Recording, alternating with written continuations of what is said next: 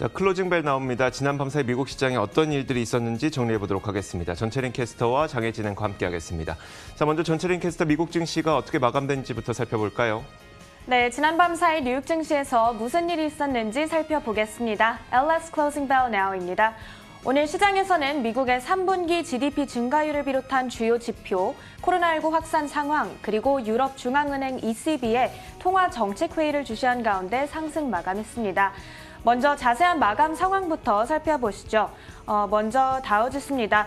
오늘 그럼에도 불구하고 불안 요인들이 있었기 때문에 장 초반에 200포인트가량 하락하게 됐습니다. 0.52% 오른 26,659에 거래 마쳤고요.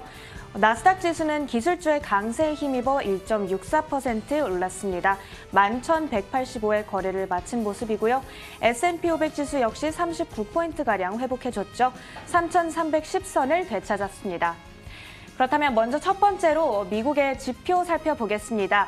예상보다 양호한 실적 나왔는데요. 상무부는 3분기 GDP 성장률 계절 조정치가 전기 대비 33.1을 1%를 기록했다고 발표했습니다. 사상 최대의 증가폭이 되겠고요. 게다가 월스트리트저널이 집계한 시장 예상치인 32%보다도 훨씬 큰 수치가 되겠습니다.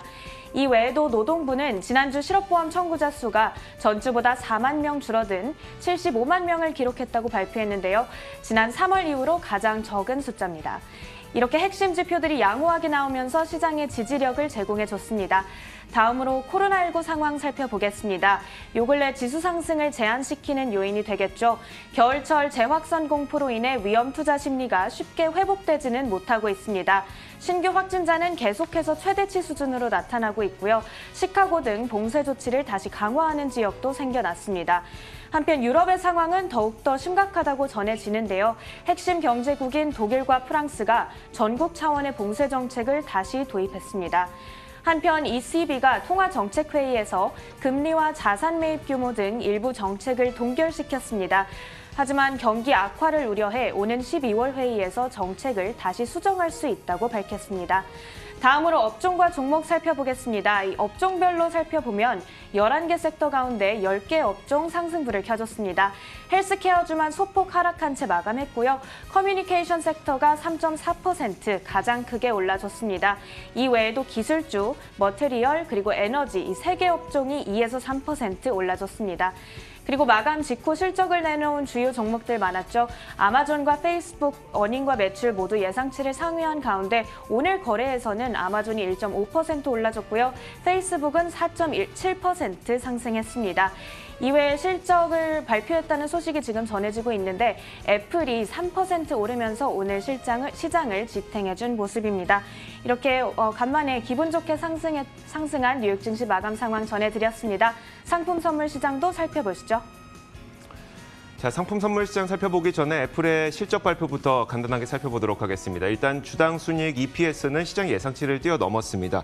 0.7달러가 예상됐었는데 0.73달러를 기록해서 예상치는 뛰어넘었습니다. 거기에다가 아이패드랑 맥의 매출이 좀 좋았다고 해요. 그럼에도 불구하고 아이패드와 맥이 잘 팔린 것이 아이폰의 그 수요 감소를 메꿔주지 못해서 오히려 시간을 거래해서 주가는 5%가량 하락하고 있습니다.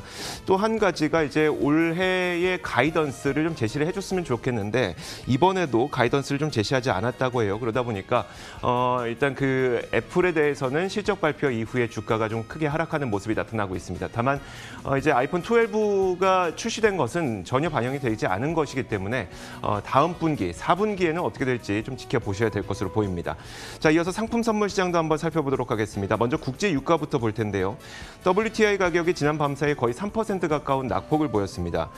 최근 들어서 WTI 가격은 37달러에서 약 42달러 사이에서 좁은 박스권을 오고 갔었는데 이 박스권 하단인 37달러까지도 좀 붕괴되는 모습이었는데요. 일단 유럽과 독일 그리고 유럽의 독일과 프랑스가 앞으로 한 달 동안 락다운에 들어간다는 것이 수요가 불진할 것이라는 우려를 가중시켰습니다. 이 때문에 유가는 하락했고요. 현재 선물 시장에서도 3% 가까운 하락으로 36.28달러를 기록하고 있습니다. 자, 이어서 금값을 보도록 하겠습니다. 금값은 지난 밤 사이 0.5% 정도 하락했습니다. 달러 상승으로 인해서 금값이 1개월 내 최저치를 기록했습니다. 자, 현재 금값은 1,869.6달러를 기록하고 있습니다. 이런 가운데 10년물 국채 금리는 다소 긍정적인 모습이 나타났습니다. 지난 밤 사이 6% 정도 높아졌는데 아무래도 지난 밤 사이 나왔던 GDP 성장률, 경제 지표가 생각보다 좋았기 때문에 이 국채 금리는 오른 것으로 분석이 되고 있습니다. 10년물 국채 금리가 0.831%를 기록하고 있습니다. 자, 마지막으로 달러 인덱스도 살펴보도록 하겠습니다. 자, 달러 가치가 계속 높아지고 있는데 0.5% 정도 상승해서 93.92를 기록하고 있습니다. 자, 이렇게 상품 선물 시장 살펴봤습니다. 글로벌 외신 확인하도록 하겠습니다. 자, 첫 번째 외신부터 살펴보도록 하죠. 장혜진 앵커 어떤 내용일까요? 네, 코로나19의 여파로 뉴 노멀이죠. 이 생활에 대한 많은 변화들이 일어났습니다. 이러한 변화들 가운데서도 일을 유동적으로 할 수 있는 환경이 제공되면서 사람들은 외곽 지역으로 점차 이동해가는 그런 흐름을 확인할 수 있었는데요. 사람들은 팬데믹에 계속 적응을 하면서 더 저렴한 주택과 일자리 기회를 찾아서 나섰고 그 가운데 덜 밀집된 지역을 선택하는 것으로 나타나고 있습니다. 이런 이유가 주택시장 이 화랑을 띠게 하는 그런 이유 중 하나였겠죠. 업월크에서 조사한 바에 따르면 2,400만 명에서 많게는 2,300만 명에 달하는 사람들이 또는 미국 전체 가구의 최대 11%에 가까운 이런 인구가 다른 도시 또는 지역으로의 이주를 계획하고 있는 것으로 알려지고 있습니다. 이 가운데서도 대도시에서 20%에 가까운 사람들이 이 이동을 계획하고 있어서 더 높은 비율로 나타나고 있는데요.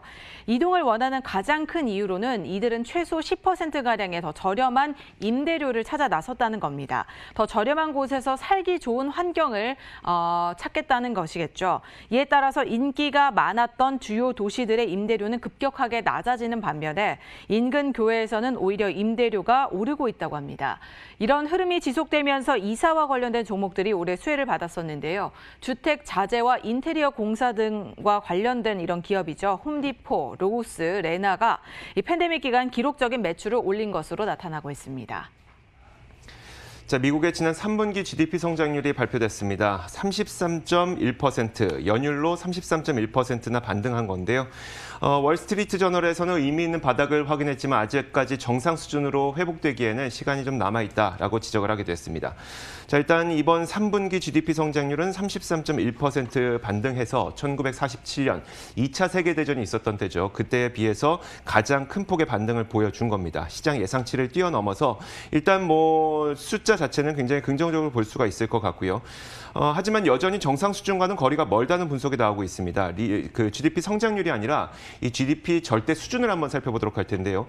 팬데믹 직전이 19조 2,500억 달러 정도의 수준이었습니다. 이랬던 것이 이번에 33% 반등했음에도 불구하고 18조 5,800억 달러 수준을 기록했는데 여전히 팬데믹 이전 수준에 비해서는 3.5% 정도 못 미치는 수준입니다.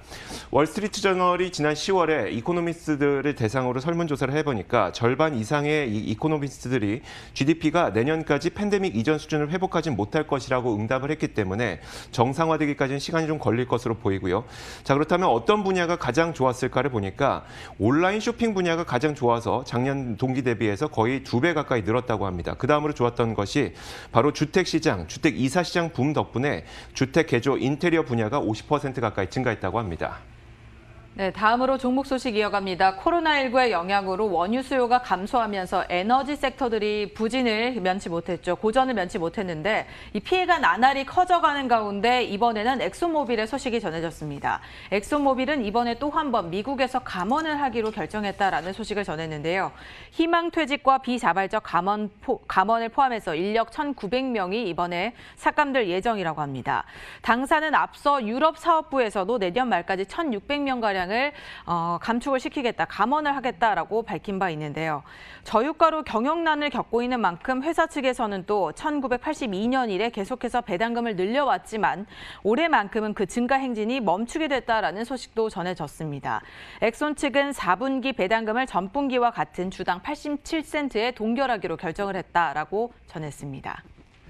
자, 식품 기업인 크래프트 하인즈가 지난 밤사이 실적을 발표했는데 호실적을 발표했습니다. 코로나 팬데믹으로 인한 집밥 트렌드가 생겼고 이에 대한 수혜를 입은 것으로 분석이 되고 있습니다.